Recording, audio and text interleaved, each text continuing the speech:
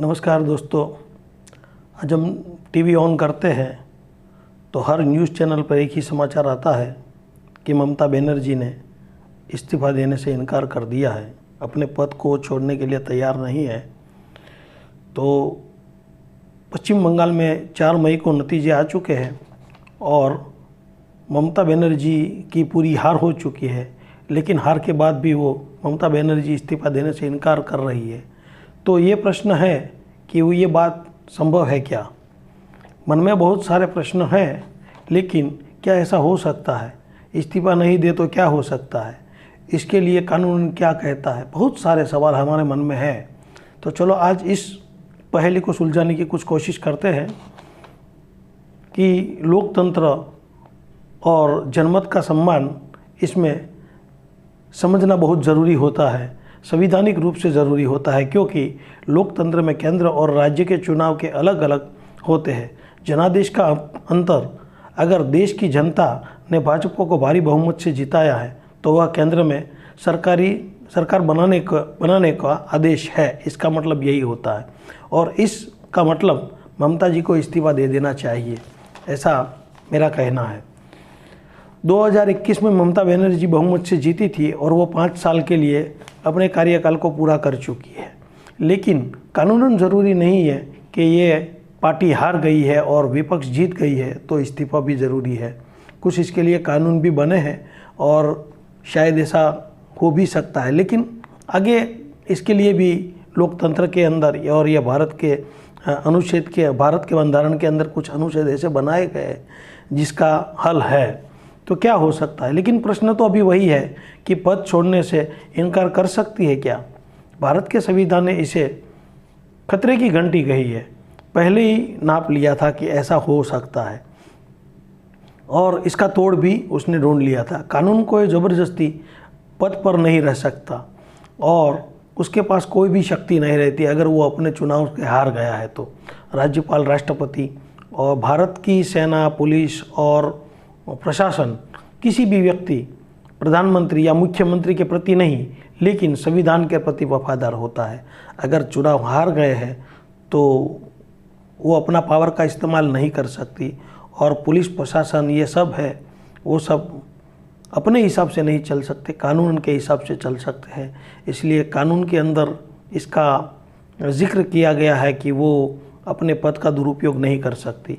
ममता जी के हारने से मना तो कर दिया है कि मैं ये इस्तीफ़ा नहीं दूंगी, लेकिन राज्यपाल उन्हें बर्खास्त ज़रूर कर सकता है, क्योंकि ममता जी को वो इस्तीफ़ा देना पड़ता है।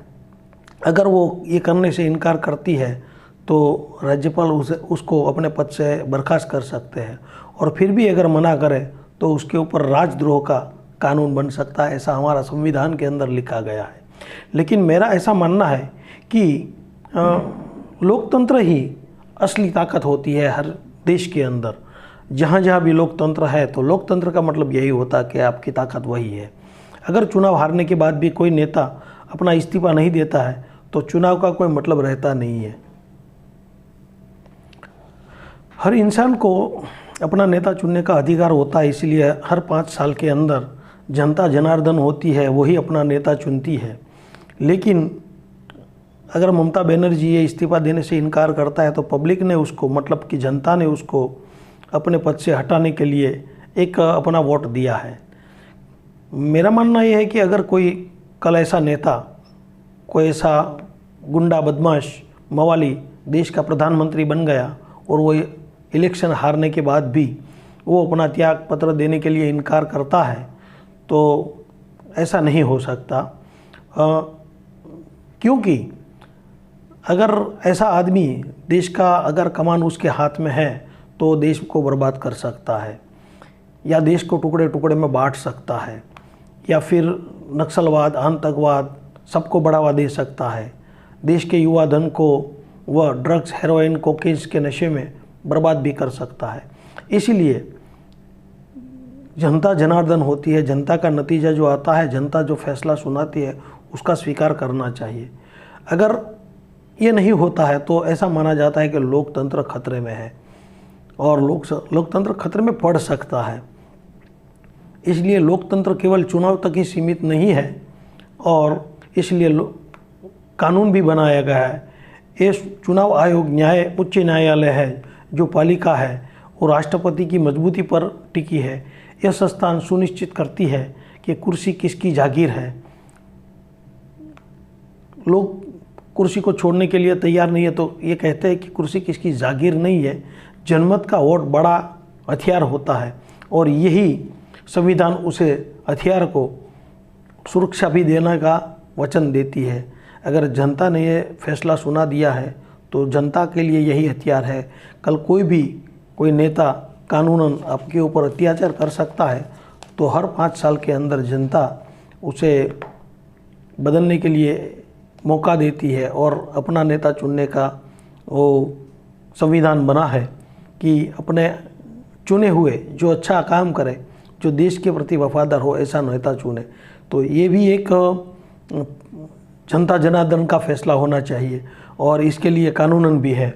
लेकिन क्या आप ये बात को स्वीकार करते हैं? मैंने तो अपना अभिप्राय दे दिया है, लेकिन क्या आप मेरे इस बातों से सहमत हैं कि ऐसा होना चाहिए? अगर है तो कमेंट के अंदर ज़रूर बताइएगा कि ऐसा हो सकता है।